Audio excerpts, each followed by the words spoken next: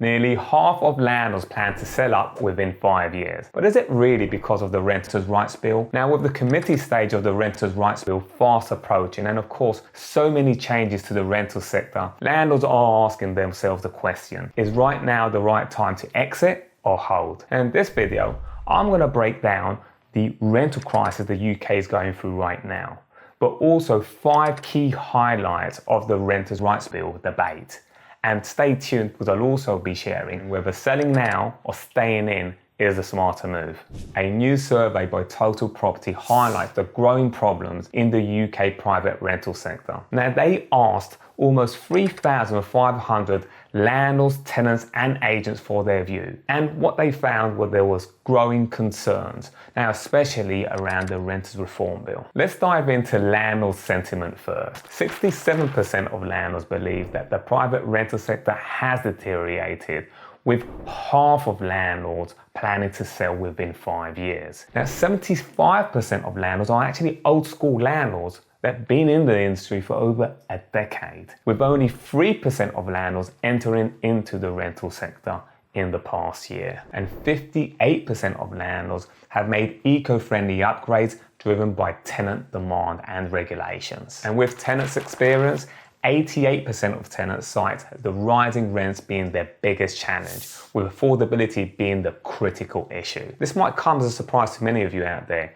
6% of tenants say that the most important part for them when it comes to the Renters' Rights Bill is going to be the right to request a pet. And from an agent's perspective, agents struggle with regulatory changes, with 76% saying that compliance is one of their biggest concerns. And 73% say that the current government, they feel less supported than the previous government. Nearly half, 49% of landlords plan to exit within 5 years over concerns of regulatory changes, which include the abolition of Section 21, almost 29%, and the Renters' Rights Bill concerns of just over 20%, followed by compliance burdens, 34%, rising costs, 19%, and tax changes of 15%. With landlords exiting the market, tenant affordability under strain, and also agents struggling to keep up with regulation, the survey signals an urgent need for stability in the rental sector. Total Property Chief Executive says, while strengthening tenants' rights through increased regulation is vital, on the other side of the coin, landlords have little incentive to reinvest in the market under current conditions.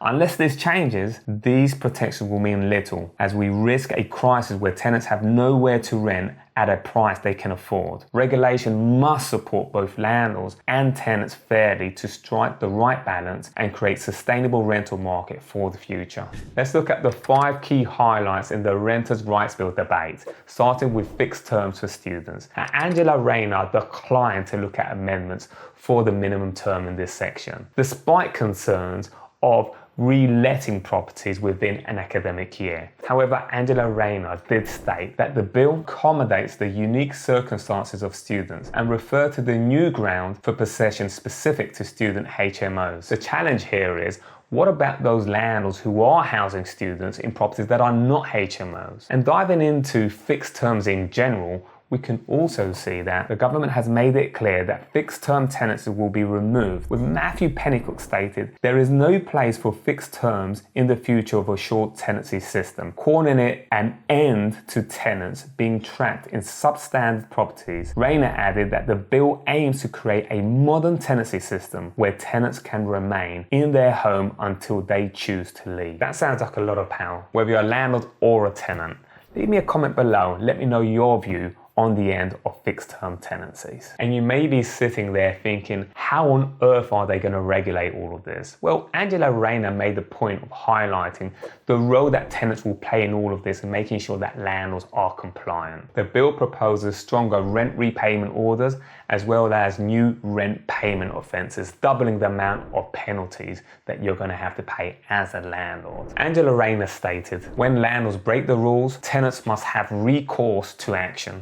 I did read in an article recently that there was some confusion over whether landlords can still ask for large rents in advance when the tenancy starts. However, Shelter Polly states that the current bill as it stands, there's nothing to stop landlords in doing so. However, Angela Rayner did say the bill intends to protect tenants from such demands, and allowing pets was broadly welcome for their mental health benefits. However, many peers did raise concerns that without proper pet insurance, this is going to leave a lot of landlords financially vulnerable.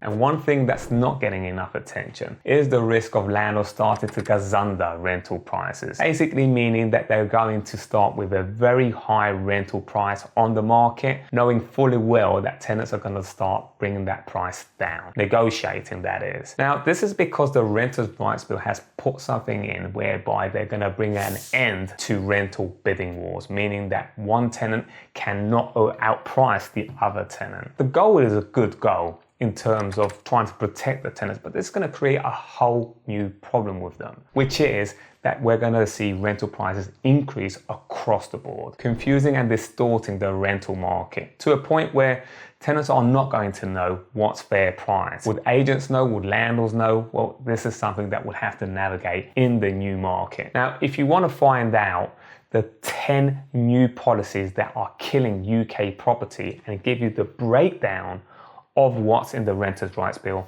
make sure you watch my next video. As for the Renters' Rights Bill timeline, on the 20th of March, the government announced 2 dates for committee sessions, which will be April the 22nd and April the 24th. The bill is now expected to receive royal assent and become law before Parliament's summer recess in July. It won't come into effect though until at least 2 months after that, meaning it's likely to become working reality sometime between October and December. And what happens after the committee stage? Well, the report stage is next up in the Lords. Here, peers will further scrutinise the bill. While they also have a chance to make more amendments, it typically starts around 2 weeks after the committee stage, lasting a few days, and will quickly be followed by the third reading. Finally, the bill will be passed back to the Commons to consider any proposed amendments. And the big question on landlords' mind is, will the government accept amendments proposed by the Lords? Oh, the government is likely to reject most, if not all, of the amendments made by the Lords because it has a large majority in the Commons, and the Renters' Rights Bills delivers some of its key manifesto pledges. The rental property market isn't just changing, it's transforming. And many landlords have already decided to cash out and walk away with their profits. But with rental property demand sky high, but also talks of further interest rate cuts this year, selling your property may not be a good decision for you. And what we do know, it depends on many factors, including cash flow, your tenant, condition of property, and so forth. So here are 3 signals to tell you that you may want to sell. Quite simply, your returns are shrinking. So rising costs and taxation is eating away at your rental income. And selling now may free up some capital to invest elsewhere, struggling to keep up with legislation. Now, the rental sector is ever evolving. And of course, we have the Renters' Rights Bill very likely to become law at some point this year. So before that happens, it would be sensible for you to weigh up all of the compliance that you need to abide by and find out whether it's worthwhile you selling. Last and certainly not least, you're facing mortgage pressures.